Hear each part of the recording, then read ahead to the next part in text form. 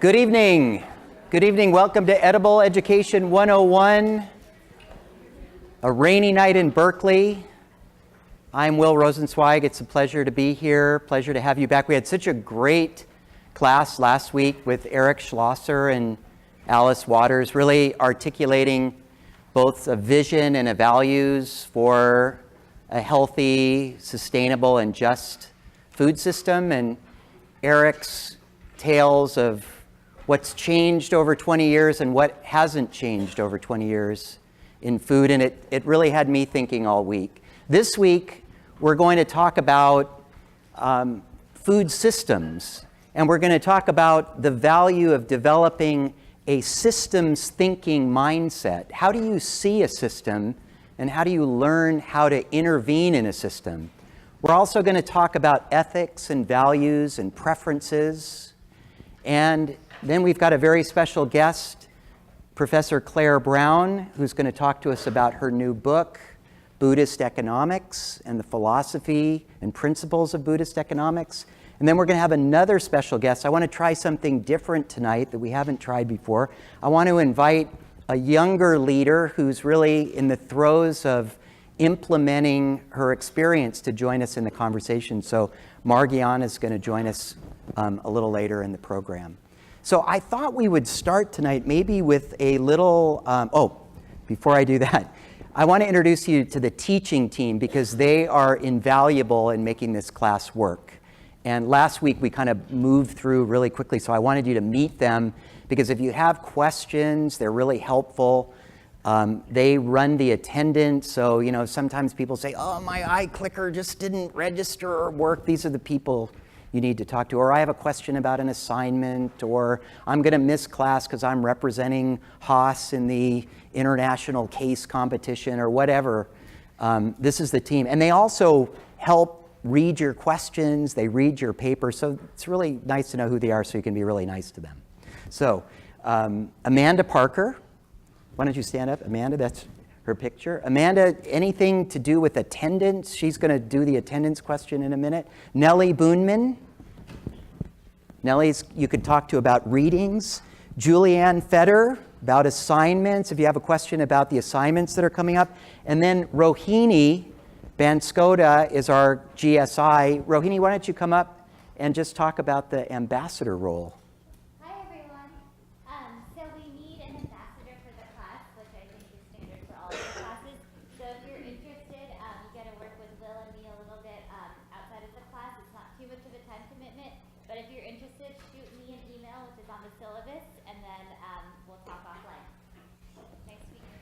And so much of the class, is about really interacting with the guests that we have. You've probably looked at the syllabus and see that we really have some amazing people coming to class. So your attendance and your participation is really valuable and important. And this week, we're going to try something different with the question microphones.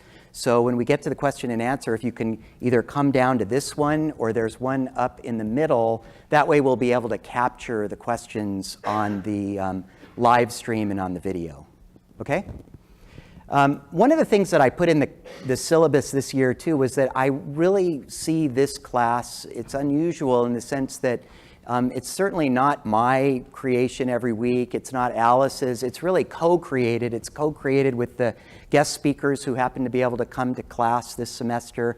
And we want to invite you to co-create it. And I put an extra credit assignment in the syllabus this year to say if you have a particular topic that is interesting to you and that you're passionate about and that you think belongs in the lineup, I welcome your input. So take a look at that extra credit.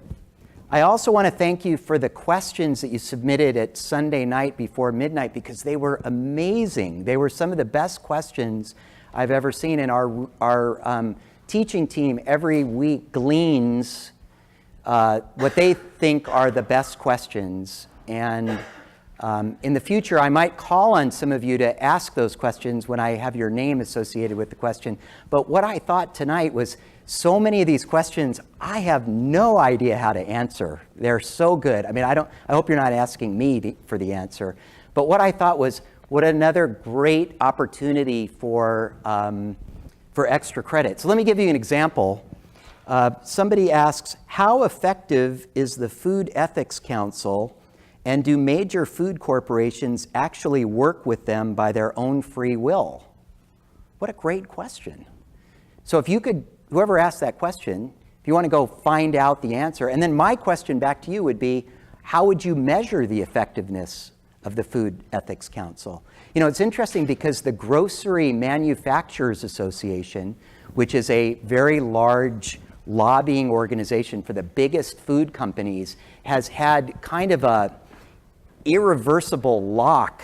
They're the ones that would lobby to, you know, not change the nutritional standards, or would gang up to kind of lobby against the soda tax, or you know, other things that were kind of in the public interest. They would argue that, oh, it's going to cost so much for the food companies if we have to change our packaging. So it was very interesting. Last year, for the first time, Campbell Soup Company, which has a new CEO named Denise Morrison, they broke with the GMA. This was the first time this has happened in decades. And then just in the last few months, several other companies, including Nestle, the largest food company in the entire planet, also broke from GMA. So I think that that's really interesting, and it's a testament to the power that you, as a eater, has. Now, I'm going to use this word eater, and I'm going to nag all of our guests this year to use the word eater, because everywhere I go, people are talking about consumers.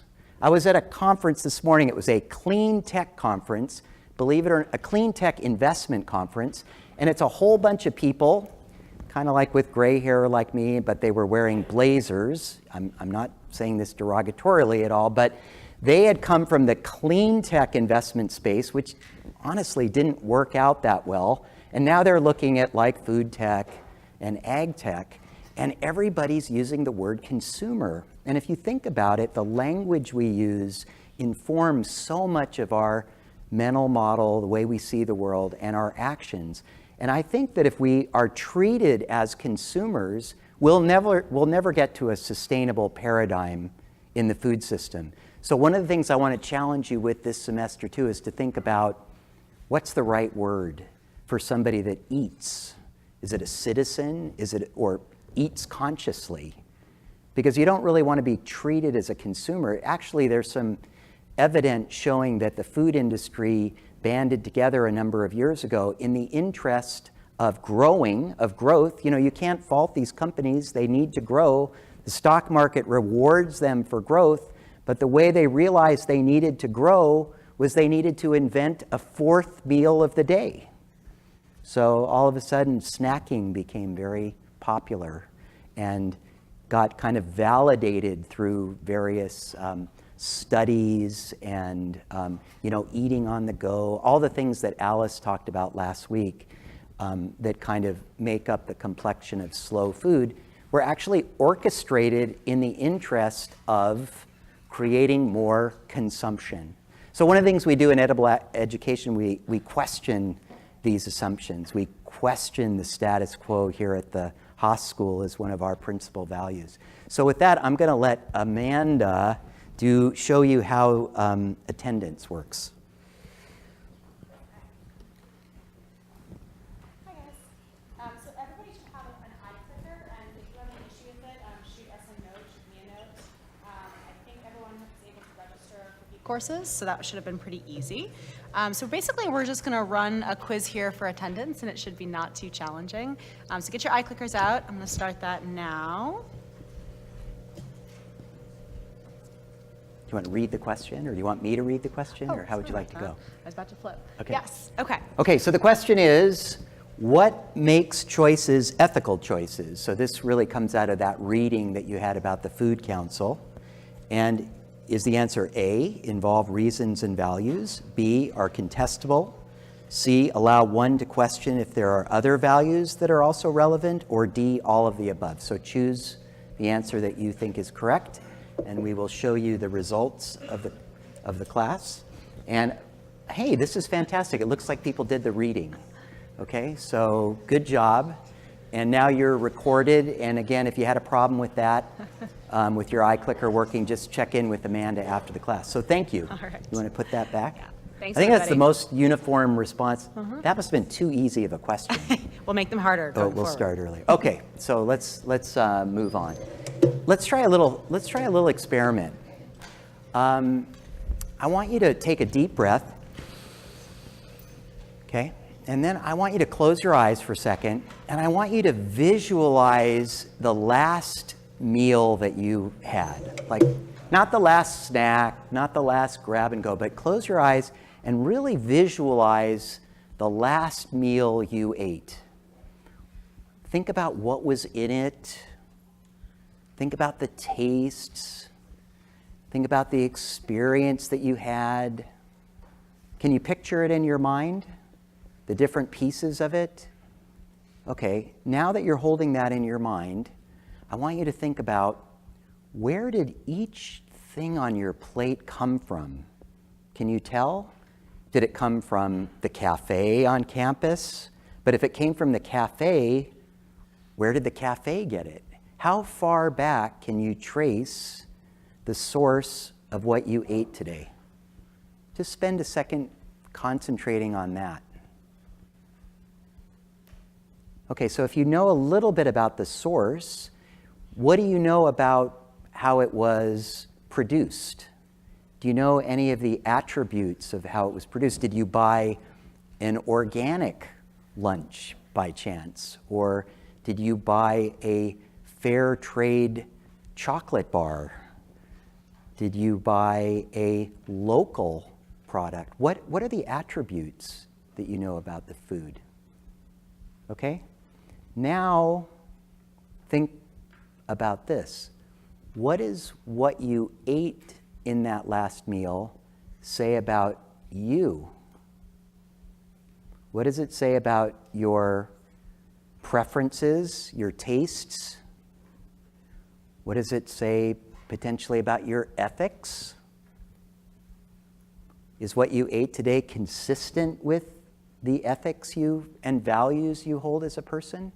And then finally, how does what you ate reflect your identity or your image of yourself? That's a lot of questions. What I'd like to do is I'm going to give you 4 minutes now to introduce yourself to the person next to you.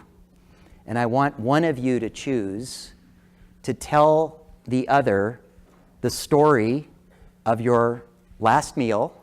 And if you're the active listener, you get to ask little questions to kind of provoke the conversation going. And so you're going to get 4 minutes, and all I ask is that when I ask you to come back together, please do right away. So go.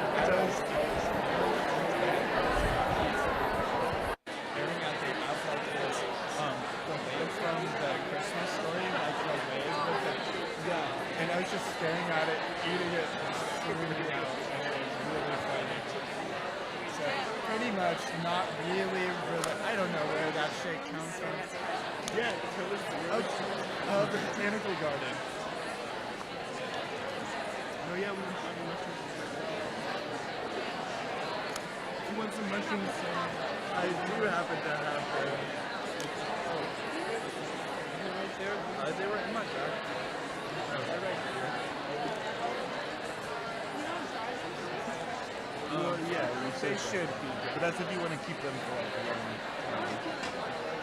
What? If you want to wear them. You can do that. What? Well, you can't overdose on shrooms. It's true. But I did only take like 3 little ones, and I was like, it was good, but thank God I didn't like have class.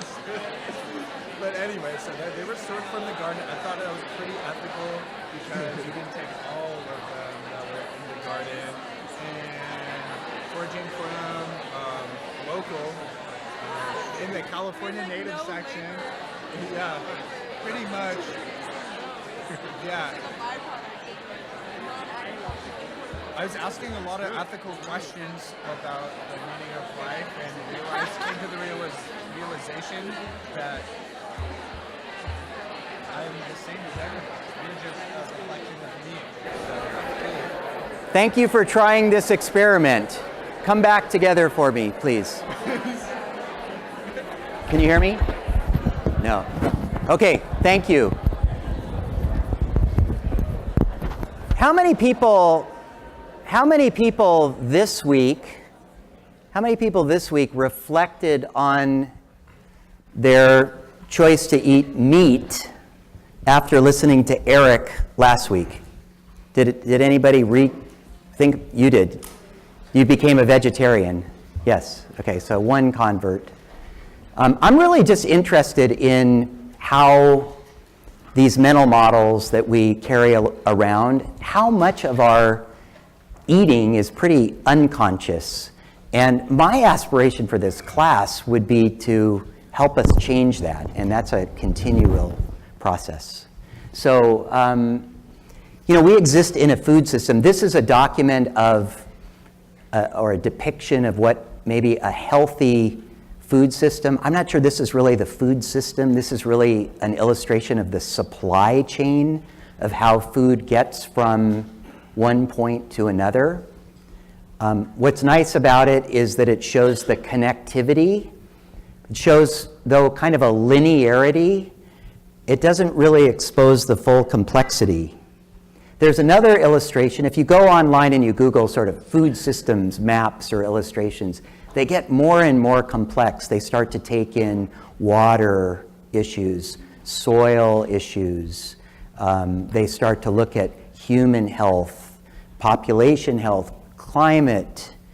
And so one of the things that you'll find is, depending on your point of view, how you look at the food system is completely determined by your orientation. If you're a public health expert, you peer into a food system looking at, population health and chronic, disease, perhaps. If you're a lawyer, you look at it in one way. If you're a public policy person, if you're an entrepreneur, you're looking to find new opportunities, white space.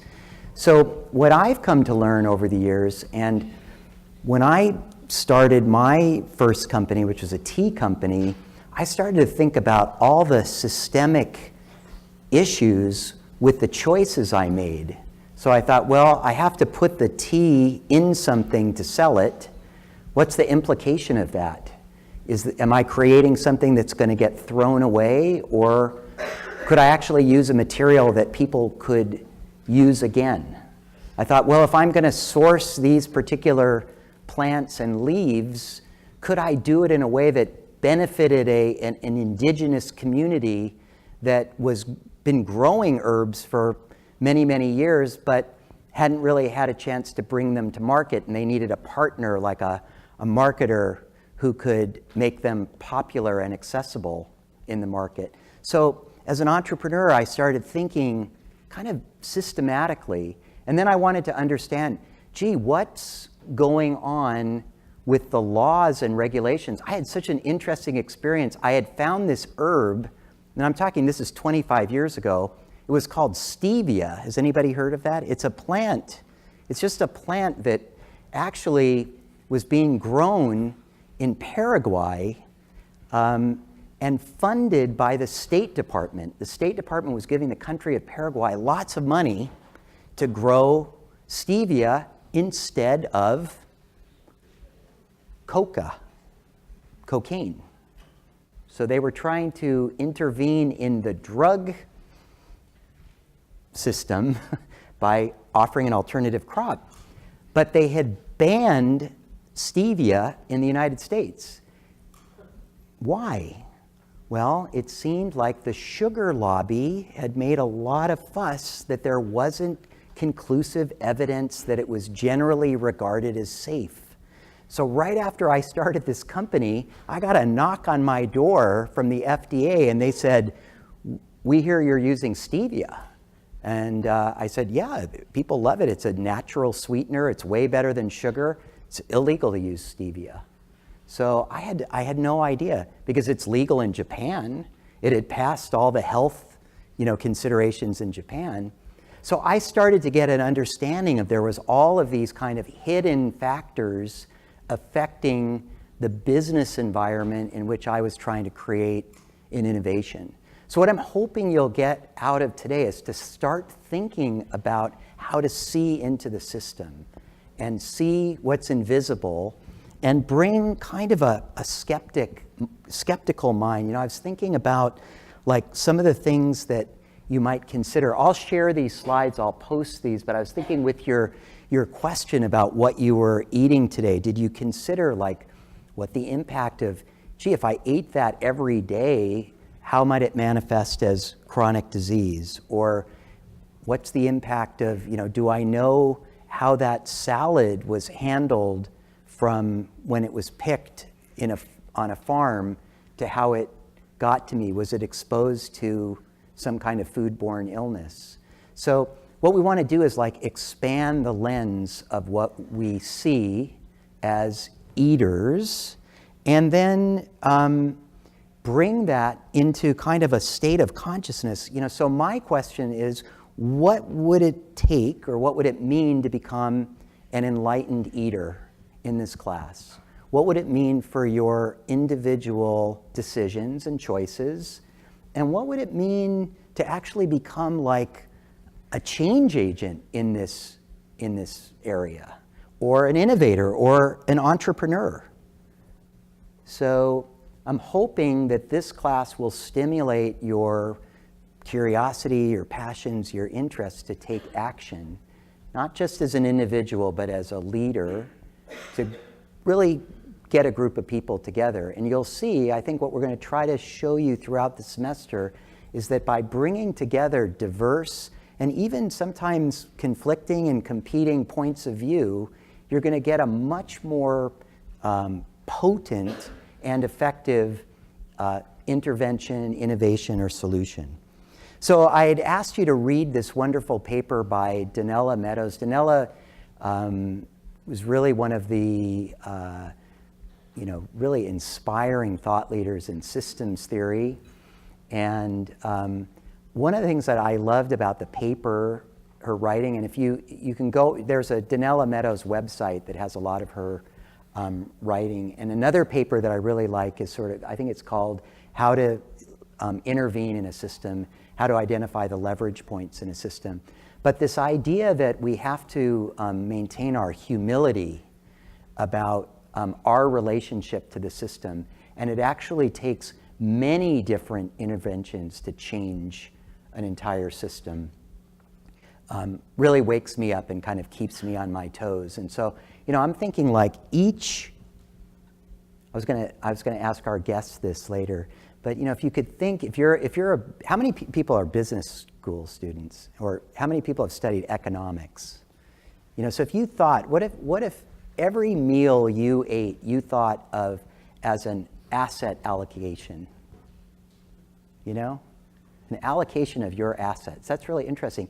About 18 years ago, a group of students right here at Haas said, we're really interested in socially responsible business, corporate social responsibility, social entrepreneurship, and even what's now called impact investing.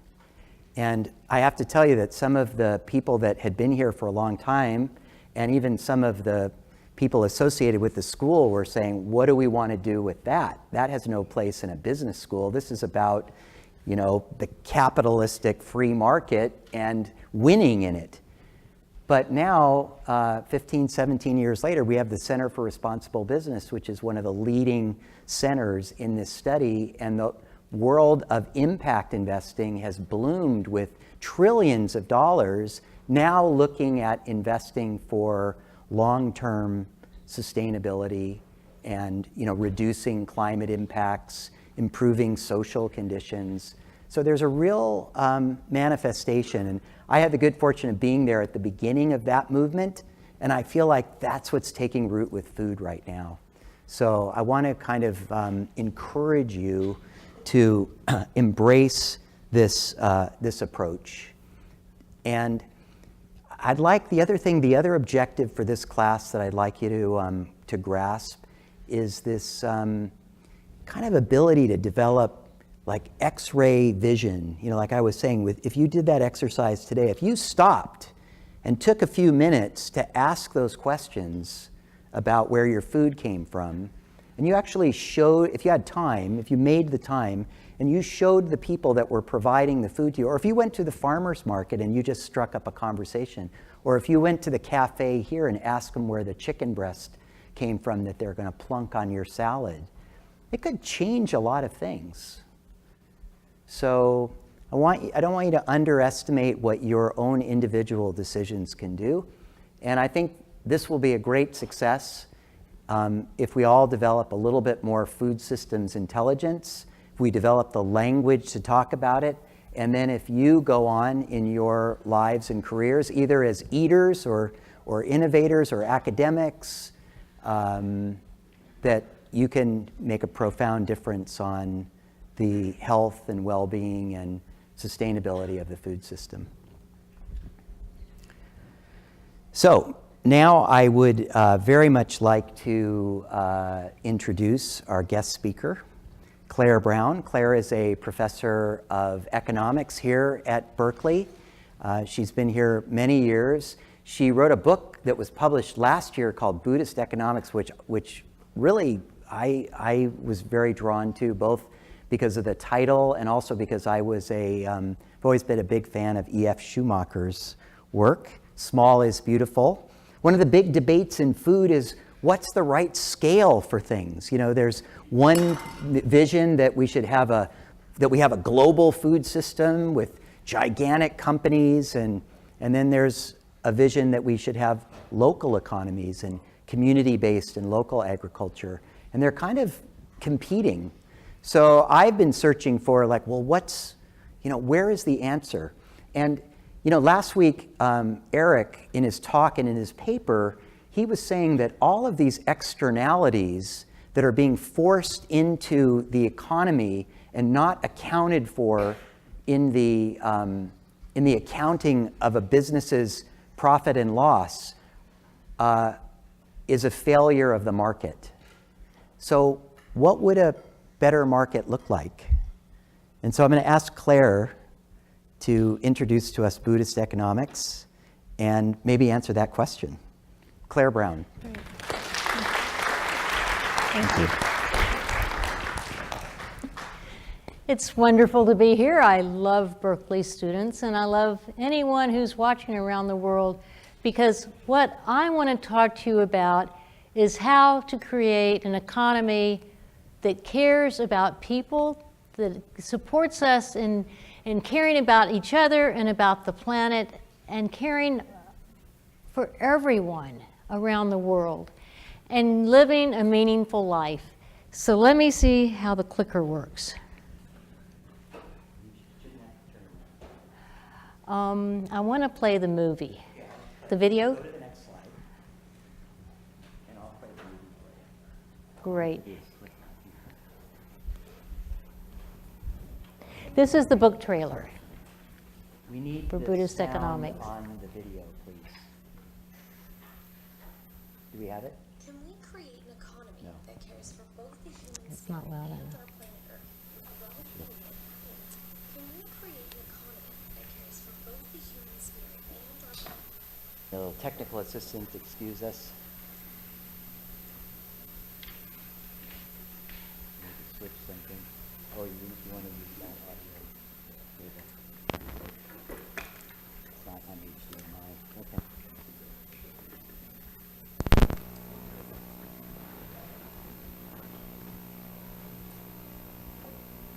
Sorry, Claire. Oh, One more time. hey, you're going to make it work. Can we create an economy that cares for both the human spirit and our planet Earth, with well-being and happiness for all people? Our materialistic and wasteful carbon-based economy has created enormous inequality. The rich lead lavish lifestyles, while billions of others suffer in poverty. Our relentless consumption has plundered the environment and sickened the Earth. Yet we remain stubbornly obsessed with free market economics. At the heart of free market economics are three false beliefs about humans and the world we live in. 1. People are self-centered, caring only about themselves. 2. People are chasing after income to support fancy lifestyles. And 3. The environment exists for human domination. It's clear our economic focus on increasing income and consumption just isn't working. Is there a different model? Yes.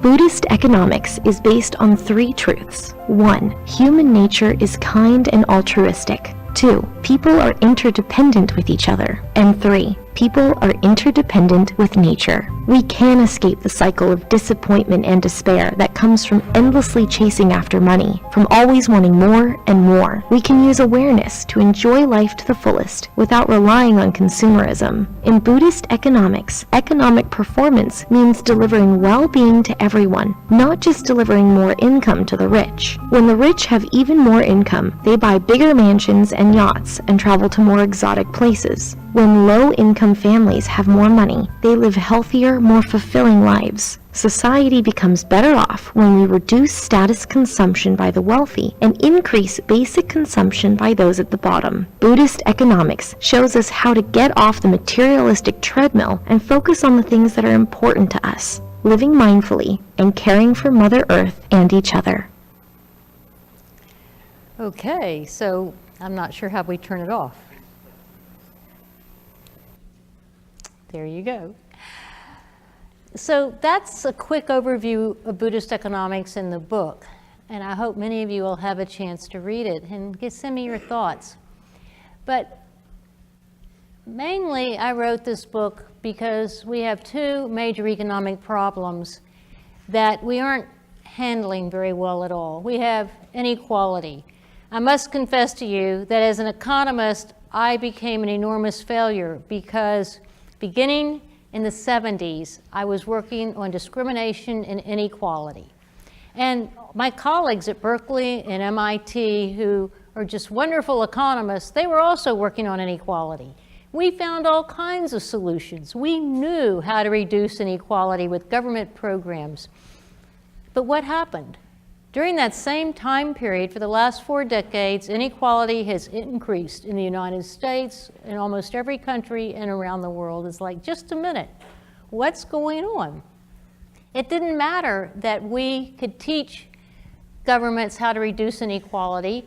Most places were witnessing inequality going up. So there was a serious problem. And then, of course, we have the other problem of global warming. Since the 80s, we knew that fossil fuels were putting in carbon into the atmosphere that were causing global warming that would eventually kill the planet for human beings. And of course, we know this was hidden by the fossil fuel industry. Exxon knew, but they hid it. And so economists then, though, started looking at global warming in the fossil fuel industry. And once again, it's like they were ignored. And the ecological economists especially were the leaders in trying to teach us about climate science and what we could do. We know we have the roadmaps to go to a clean energy economy. We didn't do it. Now I'm telling you that because I want you to know that tonight I want to talk to you about how do you put a food system into a broader economic system. But I also want to warn you that just because we know the answers, we don't know that they will be used. So we have to also think about how can we make the policies that we know and we want come to reality. And that would go to the food system, of course. So let me just quickly take you through the 2-minute trailer did it, but I want to make sure you got it because if you don't understand the economic system, it's hard to place the food system in it. So let's just very quickly go through more is better in the free market system. No matter how rich you are, you're better off with $1 more, even if you're Bill Gates, which is a silly assumption, but it's a basic assumption. And the reason that's an important assumption is when you assume that, then you're not allowed to transfer income from Bill Gates to starving children who need it because you're making him worse off. That's the assumption. The other one is people are selfish and they're rational. People only care about themselves and they're very rational in how they behave in terms of economic decisions.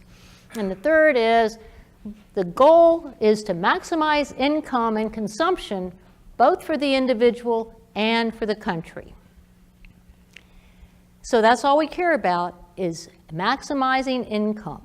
We don't care at all about how it's distributed. We only care about average income and nothing else about what makes life meaningful. In Buddhist economics, there are many more assumptions, but they're all about market failures. The only other one I want to mention is externalities, that it's absolutely critical that in this model, producers don't have to pay for polluting the water, for polluting the air, for degrading the soil. Society pays, but the producers don't have to pay. And this becomes very important when we talk about industrial agriculture and what it's costing society to have industrial agriculture, although you don't pay for it in the price of their output. Let's turn to Buddhist economics.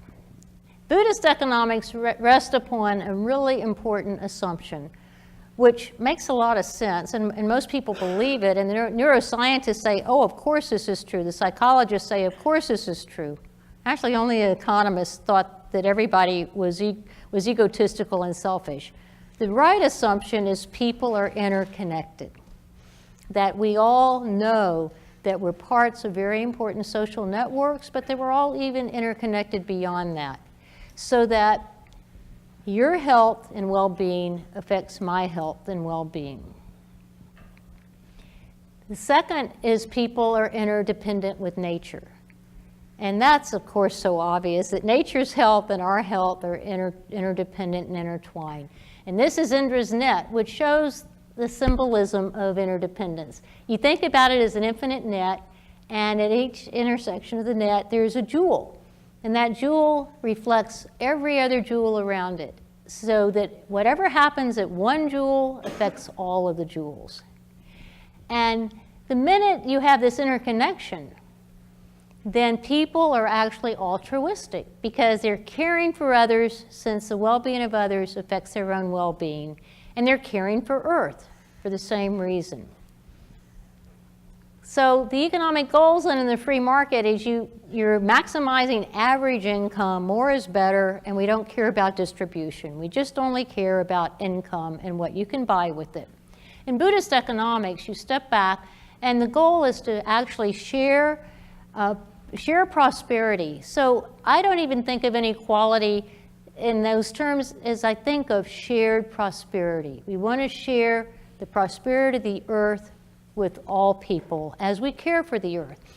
And we want to create meaningful and comfortable lives for all people in harmony with nature.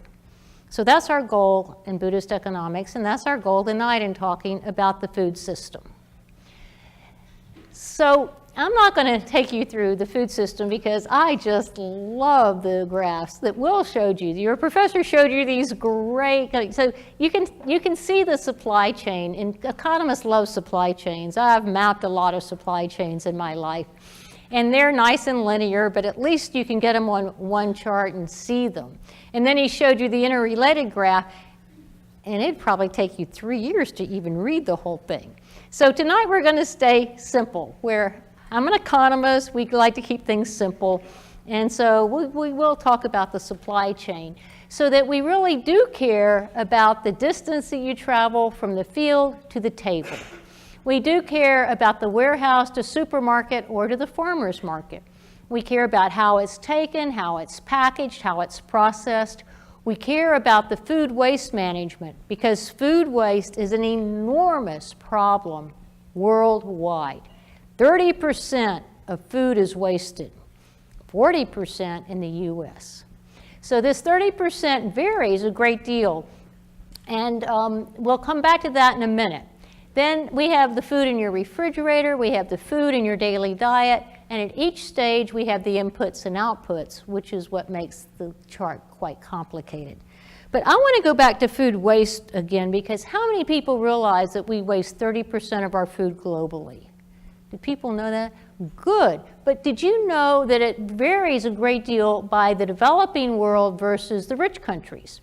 So in the rich countries, most of our waste goes on through the distribution and in the home. So what happens is at the supermarket, they just toss out any food that's slightly dented or getting a little old or whatever. They just toss it in the landfill, which causes methane. Remember, methane is a greenhouse gas. It's a very, very deadly greenhouse gas. Some people call it natural gas. There's nothing natural about it in terms of its ill effect.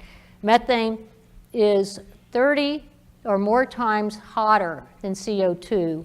It just doesn't have such a long life. It only lasts about 30 years in the atmosphere, whereas carbon dioxide lasts a couple of centuries. But if you look at methane versus carbon dioxide over 30 years, you want carbon dioxide and not methane. Of course, you don't want either one because we have to quit overheating the planet. But now if you go to a developing or evolving economy, what you find is there's a lot of the waste that goes on in the field. And the problem there is that these farmers don't have any place to store their harvest. The distribution system is not well developed. And so they end up without a way to get food to where people can eat it without an enormous amount of waste going on. But once again, leaving food in the field, burning the food, which is even worse than they do it, causes enormous air pollution, either methane or soot. So we have a serious problem when we start talking about the food supply chain. We have problems at every single stage. And I want to talk about how that sort of fits into the larger global economy. Because remember, what's our goal? Our goal is always healthy people, healthy planet. And we have to ask, are we getting there? No, not the food system that we have, not the economy that we have. What can we do? We could get there. We know how to get there. We know how to share prosperity. We know how to have clean energy and a clean planet. We know how to actually share prosperity around the globe.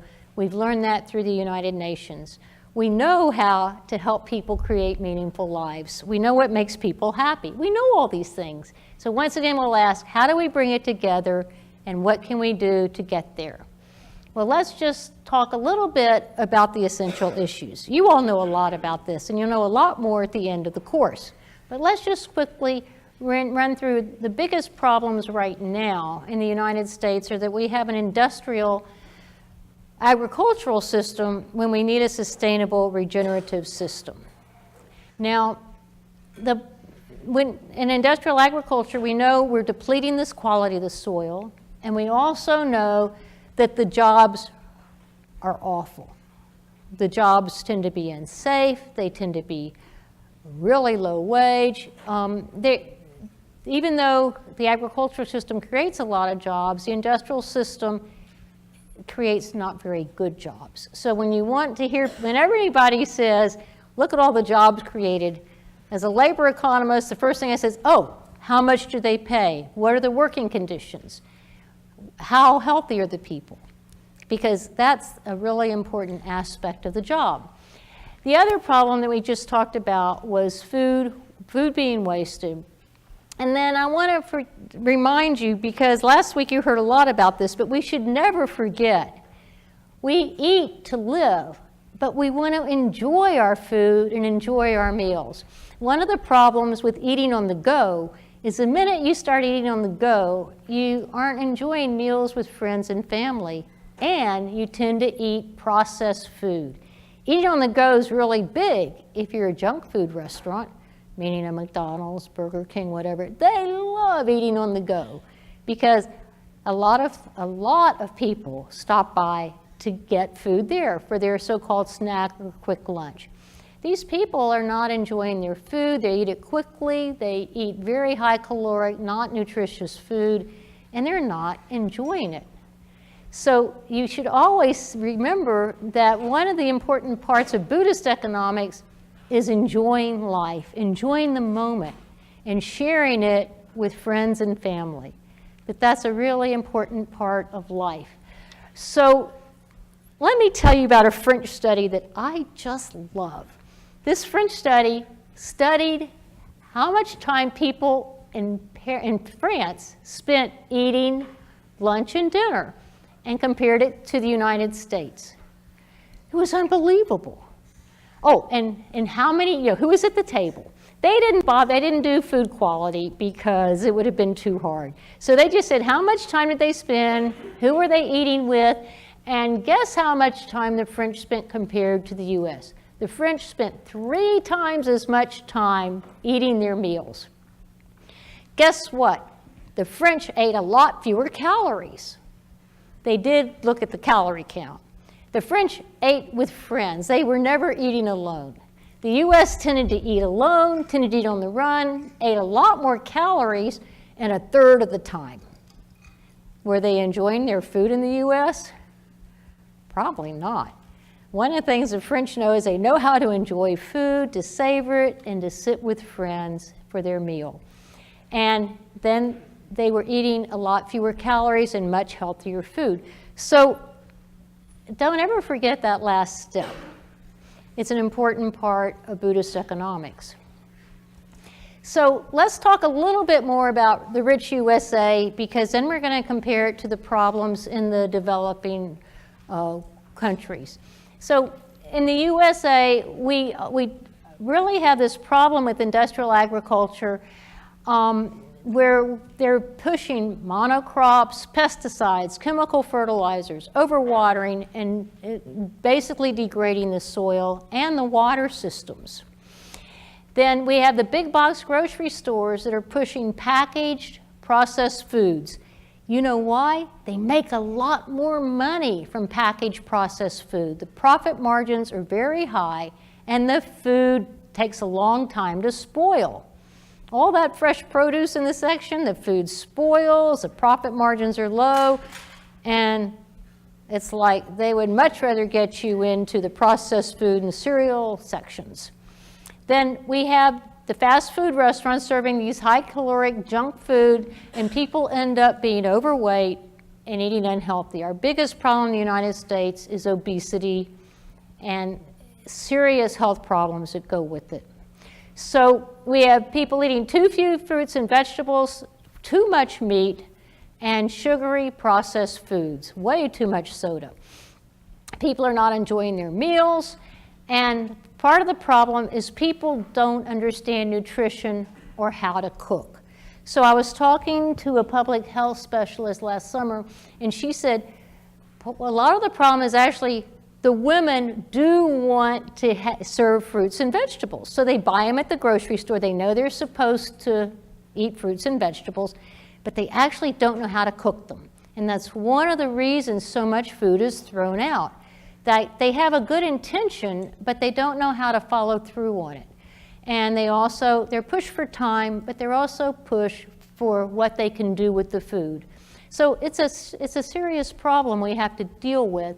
Also, as you know from probably last week, how sodas and junk food are readily available throughout the school systems across the country.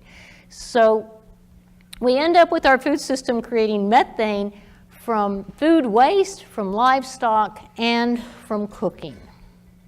Remember, natural gas is methane. So when you start thinking about, how am I going to go to a completely carbon-free economy? The first thing you're going to do is get all the gas out of your house, and you're going to go to clean electricity. So your heating, your cooking, everything will be done with electricity. And it's possible to cook really well with electricity.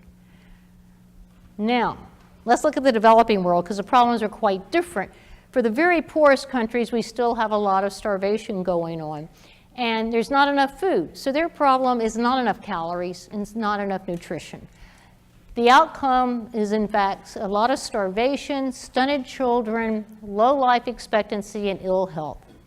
Now, the United Nations has dramatically reduced extreme starvation.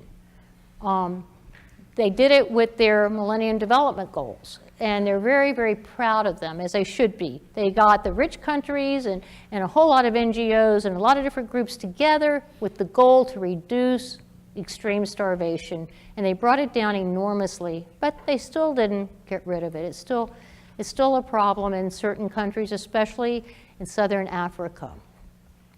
The problem, though, and this is a major problem, is incomes rise. What do people want to do?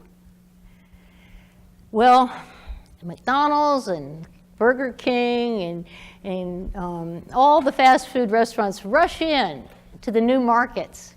And people really want to eat them. It's like a big treat to them. Oh, it's our birthday. Let's go to McDonald's. Let's go to Kentucky Fried Chicken. That's their big outing. It's really unfortunate, but you will see that around the world. Lots of kids' birthday parties at the fast food restaurants. The other problem is, besides eating junk food from fast food, what do they want to do? People want to eat meat. I was in Bhutan at a national happiness conference, and I was just shocked. I just assumed we'd all be vegetarian. I was going to be so happy about vegetarian food. Everywhere I looked, at the buffet, everywhere, kept getting served meat, and I didn't want to eat the meat. Even worse than that, it was all imported from India, because they aren't allowed to kill the animals in Bhutan, so hypocritically, it's okay to import the chicken or the beef or whatever from India. I was really put off by this and really disappointed.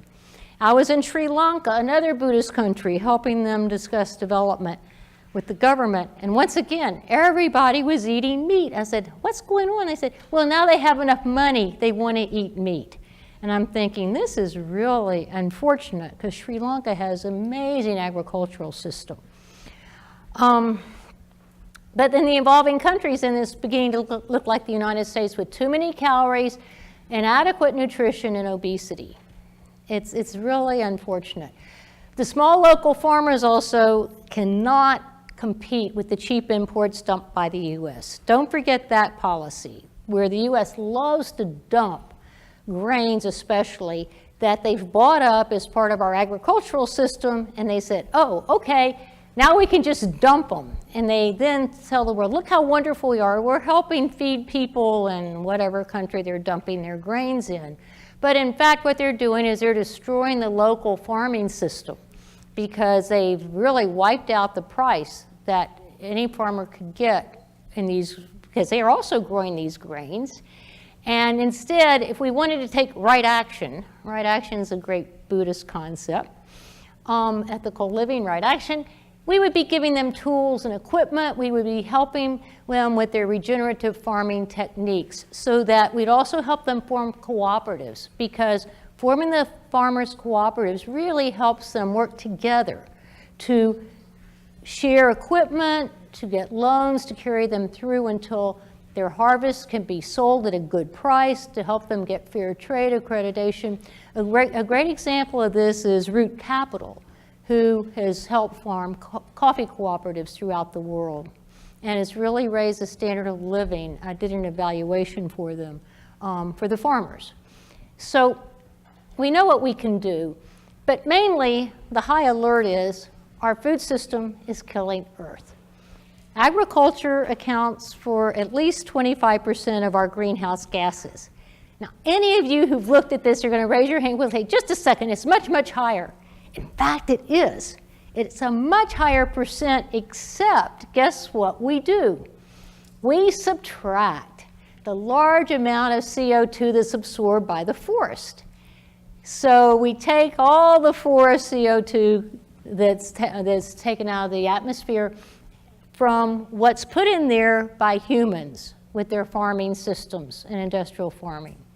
But it still comes to 25%. It's huge. We really do need to bring that number down close. Actually, it should be a negative number. Because of the forestry absorbing CO2, that number should be negative. So our high greenhouse gases are mostly from livestock, which is methane, rice cultivation, fertilizer, deforestation, the burning of fields, and landfills. We can and we have to do better. So the outcome is we end up with unhealthy people, unhealthy planet. And we're destroying critical ecosystems. We have 4 critical ecosystems that are being destroyed by our food system.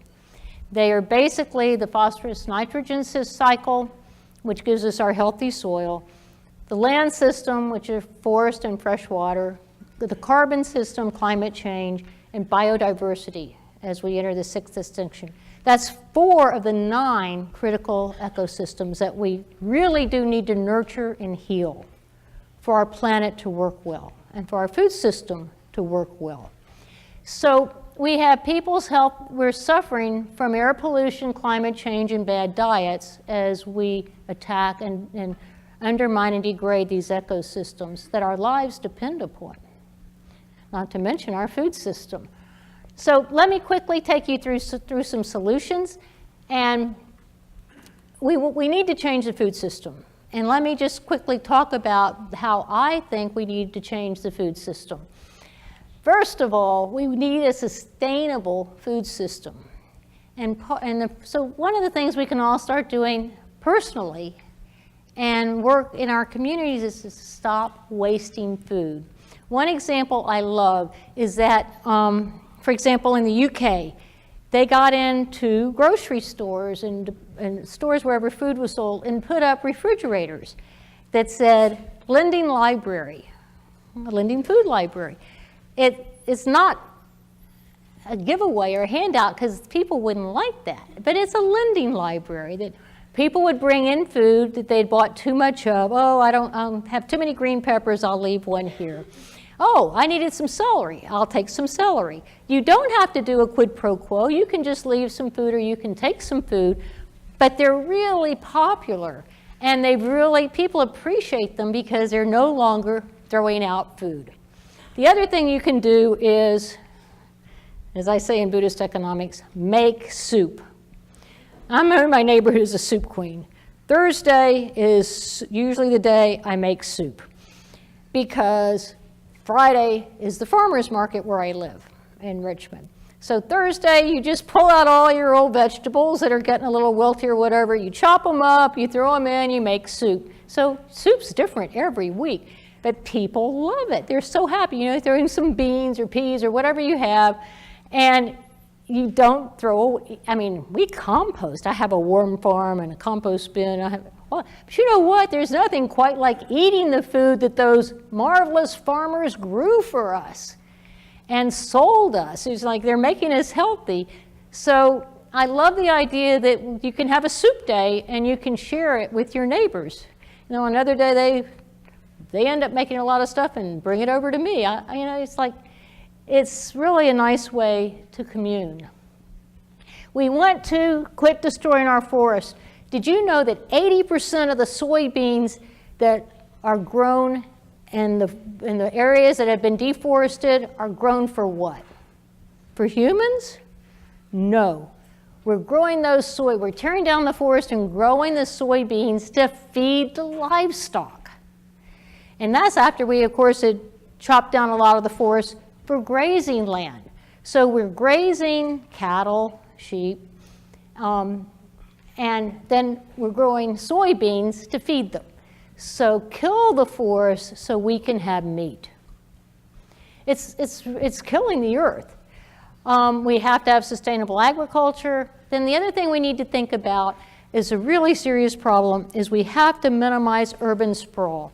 So if you want to work on an urban issue, you go in and you say infill.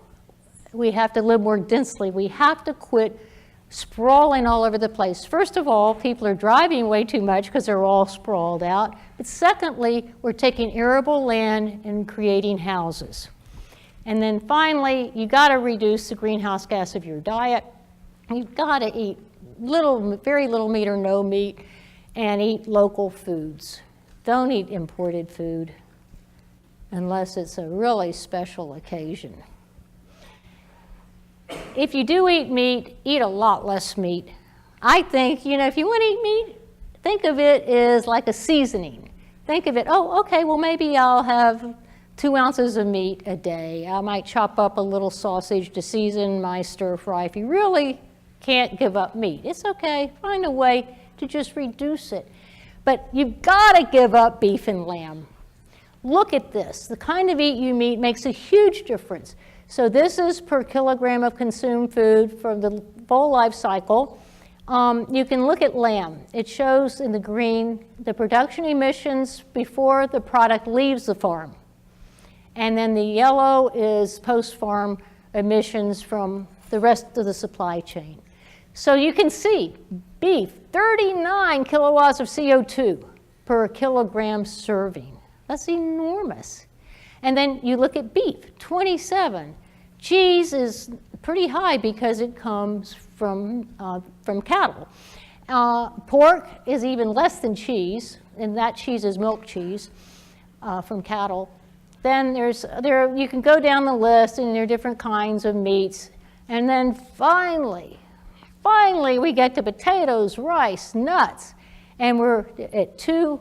We're under 3. We're finally under 3, and then we get on down, and there's lentils at the bottom. I love lentils. Thank goodness for lentils. And look, they're less than 1 kilogram of CO2. I just had lentil soup today. I make a lot of dal of different kinds. There are so many different lentils you wouldn't believe it. So experiment with them. They're also super healthy and delicious. So eat less meat, but if you do eat meat, be really mindful of their greenhouse gas impact. Then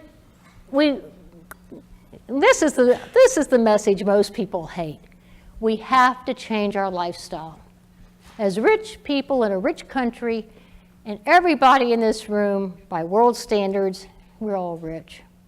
We got to do better. We have to live, I don't call it simpler, we're going to have very enriched lives and very meaningful lives, that really enjoying life. That's not the issue. The issue is we're over-consuming and not living naturally. So I call it, let's move along and learn to live naturally in harmony with the earth.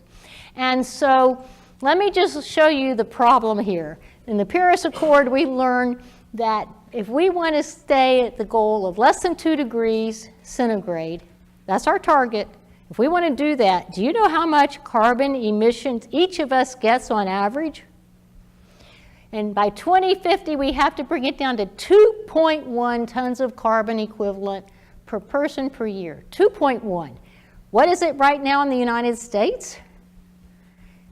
Look at that. It's 16.4 tons of carbon. 16.4. We are 8 times what we should be for stopping global warming.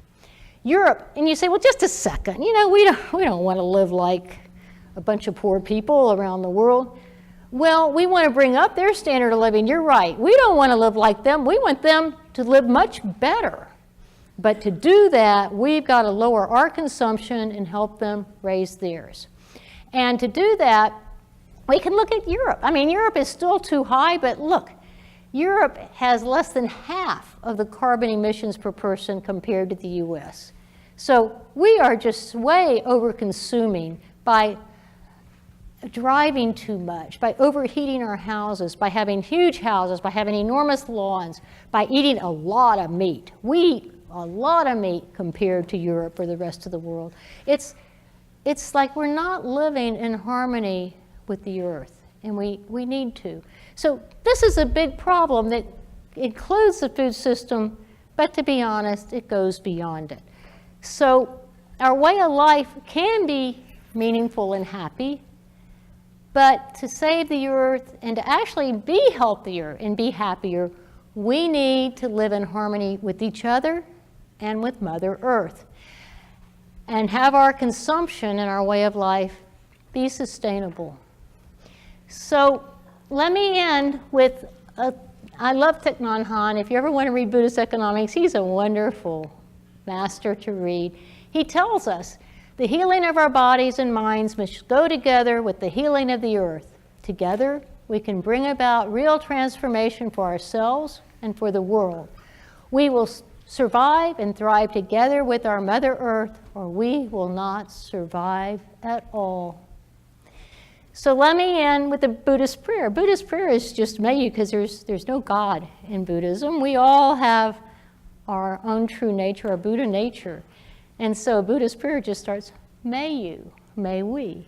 So I will say, may Buddhist economics guide us to create the economy we desire and need. This is a lifetime commitment and process. May we continue the journey together.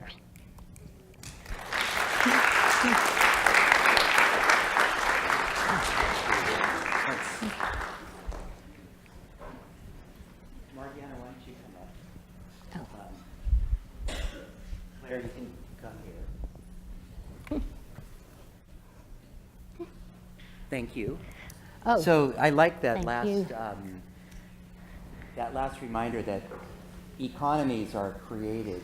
They don't just, they're not natural economies, right? They're human-made systems.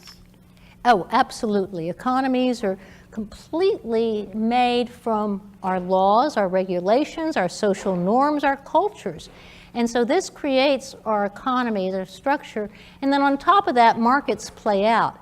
But we create the markets and the way the markets perform, completely person-made. So as an economist, how would you manifest, like how would you put this into action? You had a few solutions, you gave us some suggestions individually, but what would be like a policy that Buddhist economics would suggest to a lawmaker? What would that look like? Well, it would actually be this huge number of policies because there's no silver bullet. Some economists say, oh, we just need a carbon tax. Yeah, we need a carbon tax. Yes, we should internalize the cost of carbon, the social cost of carbon. Of course we should. But that's not enough. We need a whole array of the rules and regulations that create the society we want, both in terms of sharing prosperity, in terms of stopping carbon emissions, and also providing people with a meaningful life. You don't have enough time to cook and enjoy meals. You know why? Our work week's too long, for example. So there's a whole array of policies, but there's no silver bullet. We need to completely rethink how to structure the economy to provide a meaningful life for everybody. When we were talking earlier, you reminded me, or we were discussing, you reminded me not every economy is sort of so individualistic as the U.S. capitalistic model. You were talking about Finland, and can you elaborate a little bit? I think it was helpful for me to sort of be reminded that our culture has really moved to kind of a hyper-individualistic orientation over the years, and there's other countries that have a greater regard for the commons or. Yes, and the U.S. in fact at one point did. During the 30s when we set up Social Security and we set up a lot of social programs and social safety nets, the U.S. was much more caring for each other. And in the 50s, a CEO would never talk about how much he got paid. He, in fact, if he bragged about anything, he'd say, my pay never exceeds more than 2 to 3 times what my workers get paid. And today it's the opposite. Today the CEOs brag about how many millions of dollars they're making. If you look at Europe, they're much more like the US from the 30s, or 40s, or 50s. They didn't take this new twist and to become very individualistic. Remember how Trump said, bring the Finns over, we want people from Finland? And what did the Finns say? The last place we want to be right now is the United States. It is so selfish. It is just, it's a terrible place right now. The people in Europe are just appalled at how selfish the US is acting. And of course, many of us are also. And so it's a cultural problem that we really do need to stand up and talk about. It's like we can't just act like it's not a cultural problem. It actually started in the US in the 80s with Ronald Reagan, when we had very progressive taxes, extraordinarily progressive taxes, and he came in and started reducing taxes, especially at the top. He brought them, he did it over and over again, Of course, it created enormously bad economic impact. We had huge deficits and we had rising inequality. And our inequality since then has done nothing but go up. So this is where I'm looking for some encouragement, because last week Eric said that he's seen 20 years of no action in sort of worker safety and treatment in the meatpacking industry. You've said, you've been working at this for 20 or 30 years. So why now? What can we do? What can we do to change this? I mean, I know there's no silver bullet, but I'm intrigued. Like, how do you transform economic understanding or insight into a economic system into big change? Does it take a long time?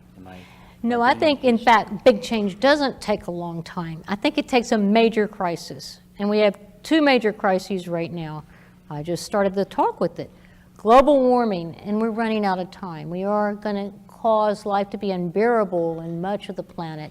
And the other is inequality has reached such a horrible state that people are starting finally to rebel and say, just a minute, what's going on here? Why is 80% of economic growth going to the rich?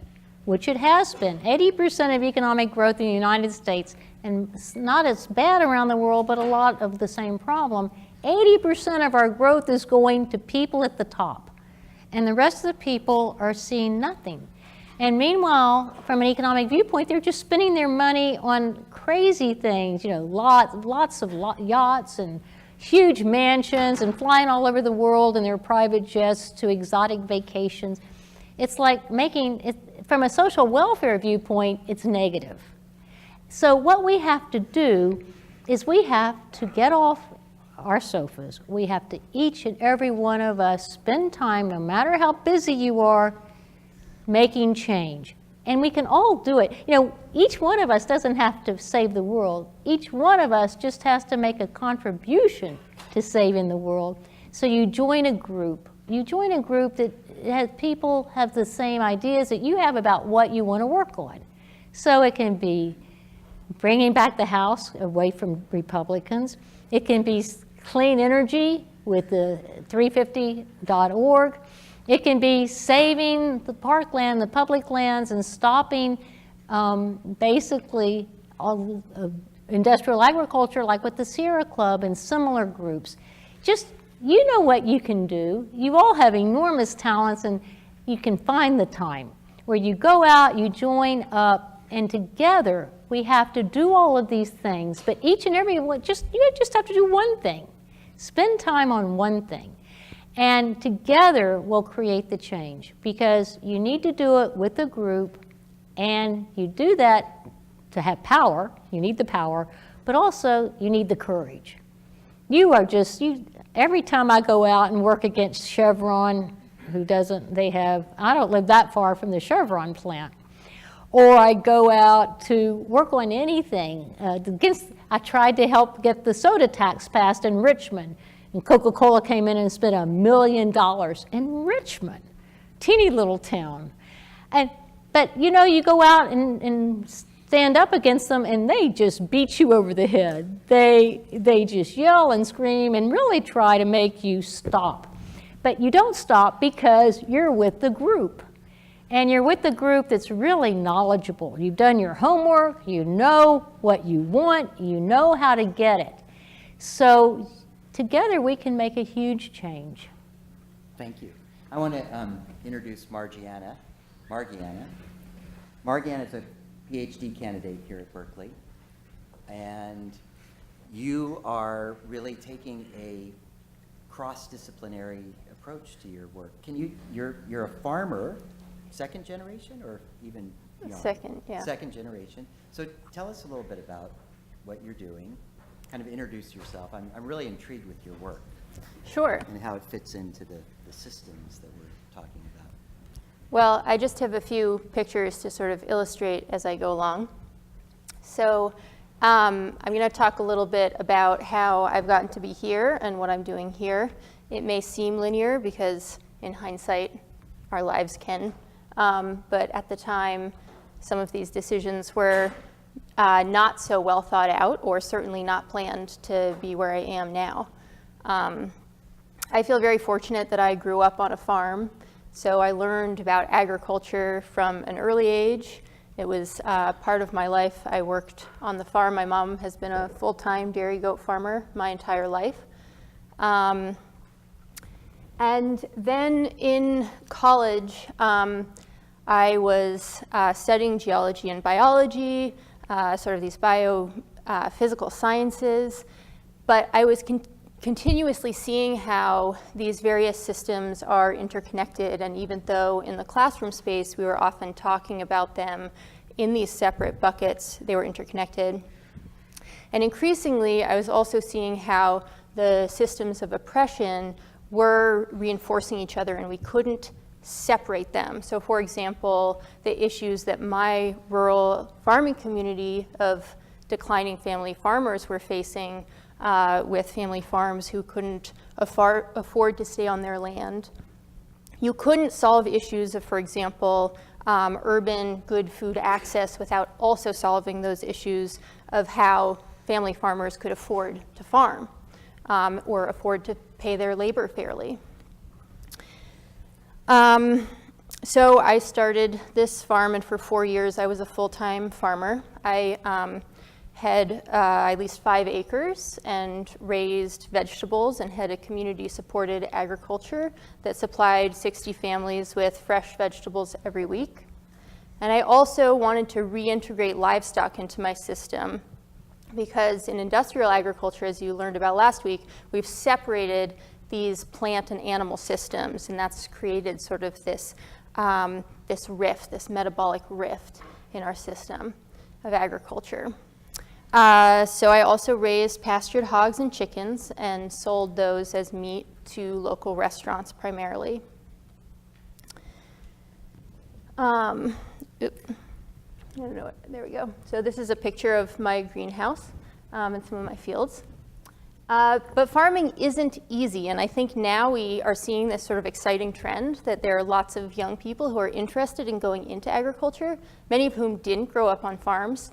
But I think that we often have this idea, this romantic notion of farming, romantic notion of working in the food system, but it's actually really hard work. And while I was farming full-time, it's really lonely work. I was experiencing and noticing that other farmers around me were experiencing the impacts of climate change, really severe flooding, new pests and diseases, as well as these structural barriers, access to land, access to capital. Starting a farm is starting a business, but it's a very capital-intensive business. You have to invest in infrastructure, like that greenhouse. You have to lease or buy land, which is very expensive, and certainly for a young person, for example, with college debt, it's really unaffordable. So something that I started to do when I was farming full-time was informally at first organize a community of other beginning farmers in my area to build social capital, establish a policy voice and presence in our community, and also collectively share skills, because so many people, as I said, are going into agriculture now who aren't from agricultural families and haven't studied agriculture in school. So that was the Young Farmer Network, which still exists today. It's a network of about 350 beginning farmers in the Northeast. And I started doing a few other things as well. One was to sort of expand. So the Young Farmer Network is a nonprofit, a 501c3. And I'm happy in sort of the question part to answer more questions about any of this, but I'm just kind of giving an overview of some of the things that I've kind of dabbled in or done. I began to see that these other beginning farmers especially wanted to create value-added products. But one barrier to doing that is that you have to invest in very expensive infrastructure if you want to make things like jams or cook meals and serve them on your farm. So I began this sort of social entrepreneurship enterprise, a business called Pasture to Plate, doing farm dinners.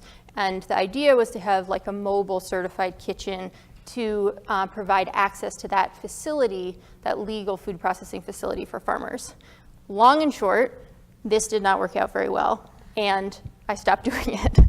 So that was certainly one of the sort of failures, at least for me personally. I realized I didn't want to do that. And then I began to sort of in this balance, this sort of balancing act I've always been trying to get, and I haven't quite, between doing the tangible, practical work in the food system and the bigger picture systems changing work. I decided to scale back my farm, and that was sort of spurred by losing my lease to land. So I lost access to the land that I was farming, which is a common thing that beginning farmers and farmers in general face. And I thought that was a good opportunity to scale back my farm business and do some of that bigger systems change work that I wanted to do. And I moved my farming operation to about an acre of land on my mom's farm. And I started doing more plant breeding and raising certain crops that I didn't have to be there all the time. I could just come on the weekends and have a full-time job in the city while farming on the weekends, which is another trend amongst agricultural communities and farmers, that many have outside jobs. So I started or continued breeding garlic and this variety of popcorn. They're now in local seed catalogs in the Northeast, and sort of dedicated more time to working in various nonprofits. And these are some of the nonprofits that I was involved in, mostly working with immigrant and refugee farmers. However, I began to get disillusioned with sort of the neoliberal nonprofit structure, where we were reproducing some of those systems of racialized and gender oppression that these nonprofits were claiming to be working against. And I'm happy to talk more about that if anyone's interested. I put up this picture as a side note. This is, does anybody know what this is? No? This, so these nonprofits, a lot of them were working with immigrant and refugee farmers to sort of transition systems of agriculture in sort of these suburban and peri-urban areas to more sustainable and culturally relevant systems. But this is just a picture, I thought it was fun when I was looking through photos, of a tomato hornworm, which is one of the pests of tomato plants that's actually parasitized by these little tiny wasps that kind of, it's sort of gruesome, but they kind of eat the tomato hornworm from the inside out. And so you can see in the middle of there's that tiny little bug. That's the mother wasp, and all those white things are her babies. So this is an example of a natural predator, a way to deal with this pest without using pesticides. So that's just a side note. Then I thought, well, maybe I want to work in a restaurant. So I did an internship at Chez Panisse, and this is in the kitchen there. I was one of the many unpaid interns who make these sorts of fine dining establishments run, and also got a great educational experience doing it. My job was mostly cleaning squid, which was not very fun, but I learned a lot about how restaurants work, and that I didn't want to work in one. A few other random things that I've done some commercial mushroom foraging, selling to restaurants just as sort of a way to piece together seasonal income on the farm. This is maitake, which is a mushroom near where I was farming, was ready at the end of the season when my farm income wasn't very steady anymore. And then I decided to come back to grad school, and I'm sort of wrapping this up, I know I'm going on.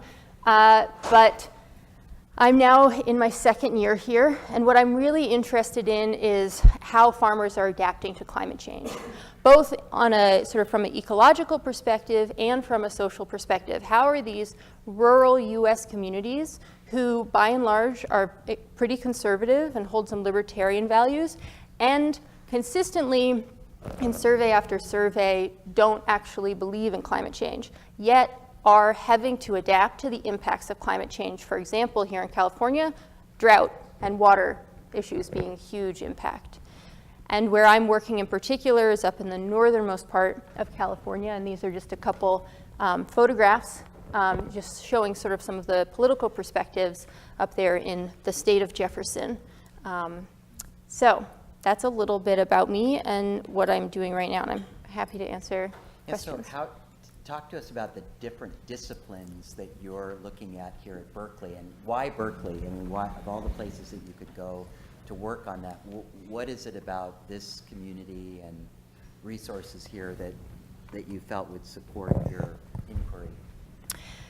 Well, as I mentioned at the beginning, I think in a lot of academic spaces, we have a tendency to break up the world into, and certainly as an economist, you know this, into sort of simplified models, right? We break up our disciplines and our systems into these manageable, understandable buckets. Yet, that is not how the world works, and it's certainly not how the food and agricultural system works. So one thing that drew me here to Berkeley, and I'm at the Department of Environmental Science Policy and Management, is the sort of narrative of interdisciplinarity. So I'm able to, for example, be sort of simultaneously studying these questions of rural transformation and adapting to climate change through mostly ecology and sociology, which in many places would be really separated. You'd either be in the ecology or the biology department, or you'd be in the sociology department. But here, there is an emphasis in sort of that interdisciplinary systems thinking. Thank you. Who's got questions for either Claire or Margiana tonight? Anyone? What's on your mind? Or anything that we've talked about tonight? Or a question that you raised during the week on the reading? Anyway. Yeah, could you go to the mic? That'd be great. Yeah, if you're up there and you want to go to the mic, that's great. Hello. I don't know how to form this into words exactly. I'm still trying to think it through myself, but first of all, thank you all so much for all of your insight. I'm trying to relate this back to us as college students. Many of us just face so many financial barriers. Just in the city of Berkeley alone, so many of us struggle to even pay for housing and such. So what are some very applicable tips or advice you all perhaps have for us, I guess, financially, if that makes sense, to eat healthy and I guess eat ethically? Or what's your name? Ella. So the challenges, I mean, one of the things you're raising about, just the cost of food, the cost of living here, one of the big challenges on this campus and many campuses is that a large portion of the student population is food insecure. And I know there's, people working on this. It always comes up in the social entrepreneurship class that I teach. Every semester there's a group of students that really want to work on that.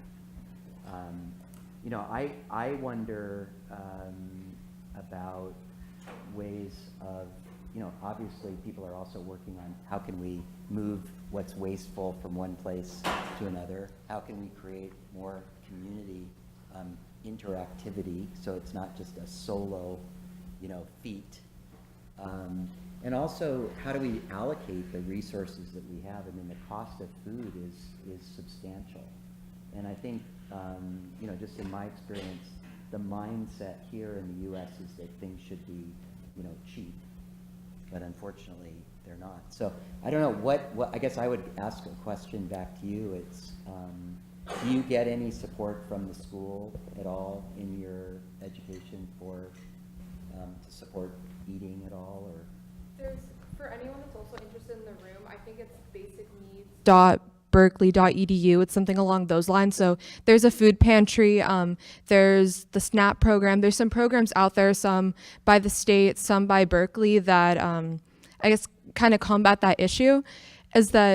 But just sometimes what I struggle with is that I've been reading a lot and I'm interested in this class because what I would be really interested in potentially even doing here at Berkeley is figuring out a way so it just feels easier said than done sometimes. I would love to say that I can go to farmers markets and make my own lentil soup, but many of us, and we face this here at Berkeley, I mean, some of us struggle to sleep. So some of us struggle with so many basic, sorry, I'm emotional always. I would just love to see how could this just feel more real? Sorry. What was the last thing she How can it feel more real? Applicable. I would. Oh, how can what we're talking about feel even maybe potentially some people within Haas or some other interested students, us coming together and maybe actually educating the student body on how can we bring this into our community? I don't know if that makes sense, but actual tips, not that we shouldn't be eating meat anymore. We shouldn't be doing like this and that. I don't know if that makes sense. I'm sorry. Yeah, no, I think, I really appreciate what you're saying, and I think your insights are wonderful, and I just want to encourage you to act on it. You just asked a great question, how can I get a group of people together to work on this? And I think the answer is in your question. Right? Yeah. Can I just add? I feel this struggle. The sort of baseline grad student stipend here is $20,000 a year, which is not enough to really live on with rent and everything else, especially for graduate students who have families and elders and children, et cetera, to take care of. So I don't shop at farmers markets here. They're unaffordable for me. I go to Berkeley Bowl and go to the discount produce zone in the back, and that's where I get stuff. So this is a really real challenge, and I think it's really important to address, especially in these spaces where we're talking about food, and it can, certain types of foods or privileging certain types of food. And this isn't really, maybe to answer your question, one place to look if you haven't yet is the Berkeley Food Institute. They're doing a lot of work around food access on campus. But sort of on the flip side, I think what we really need to be looking at is structural change, and not necessarily putting all of the onus of making sort of better or good food choices on the individual, but rather looking at the systems and the structures that prevent individuals from being able to make those decisions. And I'm happy to talk more after about some of that if you're interested. Also, I heard that the new director of the Berkeley, University of California, Berkeley Foods Service is open.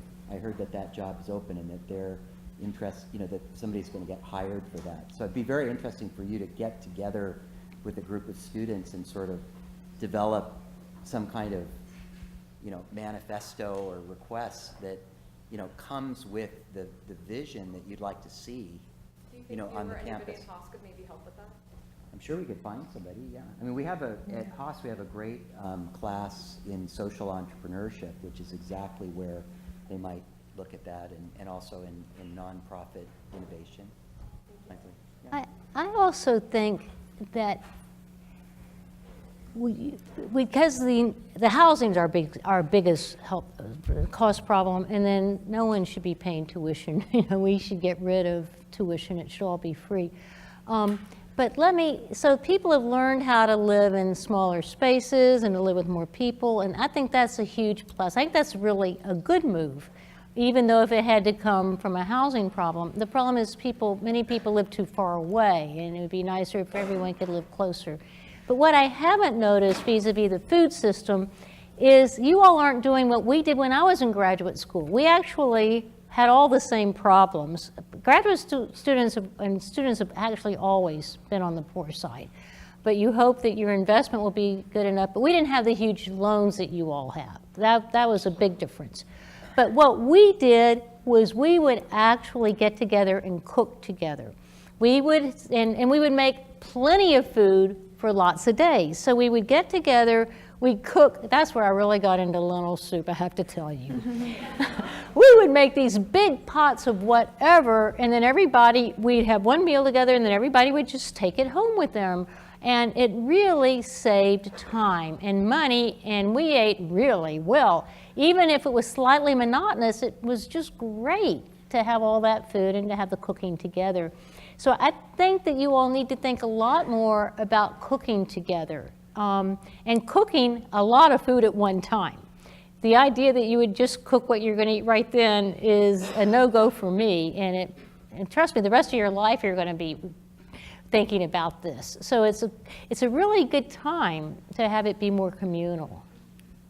Thank you. Any other questions tonight? Yeah, why don't you come up to the microphone here?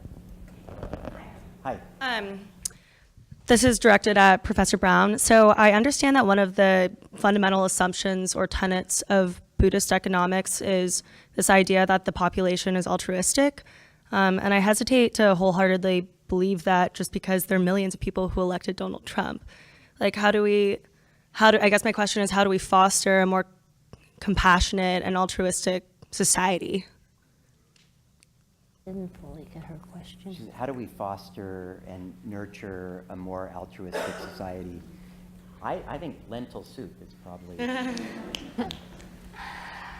I think that we're at the low point in the United States. You go to any other country right now, and people are much more caring and kind. I've been traveling to Australia, Bhutan, and Budapest just for book talks over the last year, and I was amazed at how kind people were. I almost feel like Trump is the drunk. We're like, we sort of became very selfish and Me Tooism, but not Me Tooism in a good way. This was in a really awful way where it's just me, everything for me. We're almost like the drunks, you know, that really had to get to the rock bottom to come back up. And I'm really seeing that happening. The only good thing about Trumpism that I've seen is working with like 350, the Sierra Club, Indivisible, Swing Left. Everybody is really coming together and finding time to work together. People are getting much more politically active. People are much more talking about what do we want from our economic system and how can we get there. So finally we're making the question, and I don't think it's enough because we really do have to get rid of the Republicans and Trump because in neuroscience, there's this thing about how your daily habits and who you surround yourself with actually changes your neural pathways and your way of thinking and being. And usually they always show that how you can become kinder, more altruistic and caring in this way. Unfortunately, it also works the other way. So I think it's really important for all of us to isolate ourselves from reading and thinking too much about Trump and you know, stay off of reading about it, certainly on Twitter, and think much more about being around kind, caring, and loving people, and you will be much happier and hopefully continue being kind and caring. But it's like we do need to move forward. I thought under Obama the country was much kinder and nicer because he was a kinder, nicer person. But we've really got to sort of isolate ourselves from the greed and the corruption and the meanness of Trump and all of the people he put in his government. Anybody else have an answer to that? I mean, it's a great question. It's a great question. And I'm sure there's many answers. Any other questions tonight? Well, this has been fun and interesting. You got some more pictures up there. I'm going to just run through them. Next week, we're going to be really blessed with a really dynamic, powerful leader. Saru Jayaraman is going to be here, the author of Forks. Your assignment is to read the first 2 chapters of her book. She runs the Restaurant Opportunities Center here at Berkeley and is a real, very inspiring leader. She's going to talk to us about sort of how do movements move, how do they form, how do they take shape, how do they gain momentum, and how do they work. So part of this is, the early part of the semester is hopefully here to give you some tools and frameworks for how to really manifest the change and create the world you want to have. So thanks very much for being with us tonight. Thanks, Professor Braun. Thank you, Margiana. See you next week.